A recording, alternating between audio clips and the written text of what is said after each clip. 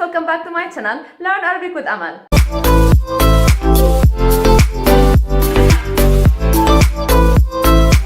Today's lesson is about 5 letters that most native speakers must pronounce.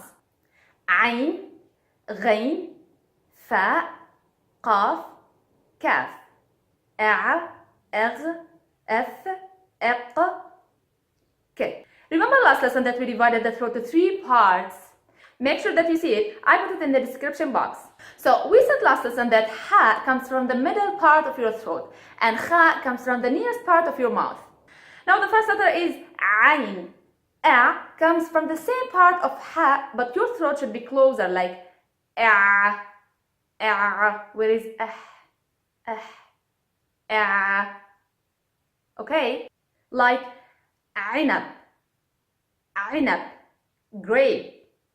Now the letter ghain comes from the same part of kha, but also your throat should be closer.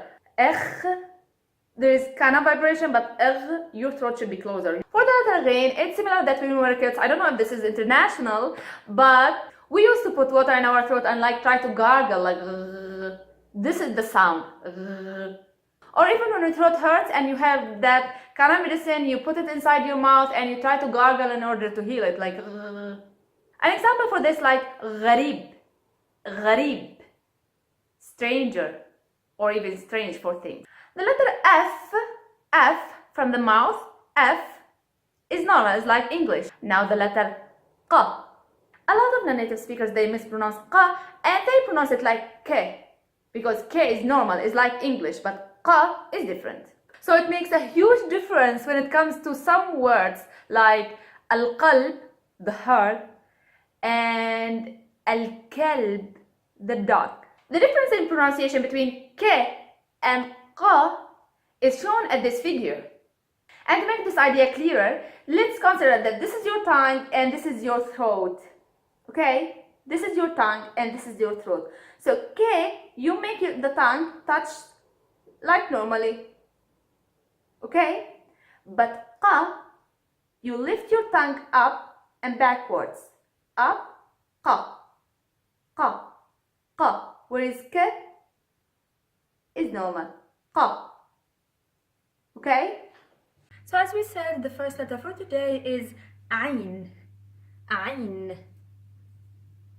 So when it's isolated, consider this is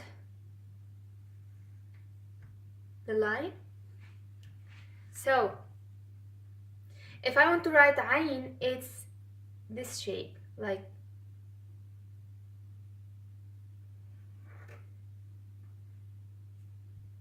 okay.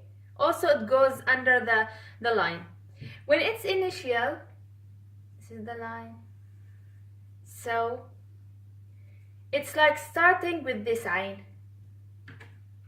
As we said, ayn, we start from here and then we go here, 1, 2.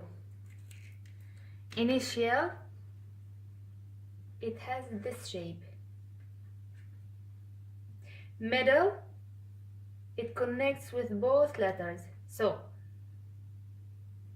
we make a round and we go ahead. And then when it's at the end, it has this shape. Okay? We make a round and then we go ahead. Ayn. The other one is ghain, because there is no ghain in English, so it's like ghain, like this. Don't care about how to write it in English, because what does matter how to write it in Arabic. So it's the same as ayn with a dot above, so the same as ayn, dot above, the same concept. Okay? Ayn, ghain. Now fa, f. Fa, remember? Now fa, it's like a boat, but it has this circle at the beginning. and a dot above. Fa. F. So when it's at the beginning of the word, it has this shape. F. At the middle, it has this shape. Now the difference between ghain and fa at the middle, that this is like inside this circle it's empty, but here it's not empty. And fa at the end. Now qaf, qaf, qaf, because there is no qaf, so k with k. Now qaf, qaf with 2 dots, so you could write a dash. Qaf, small one with 2 dots.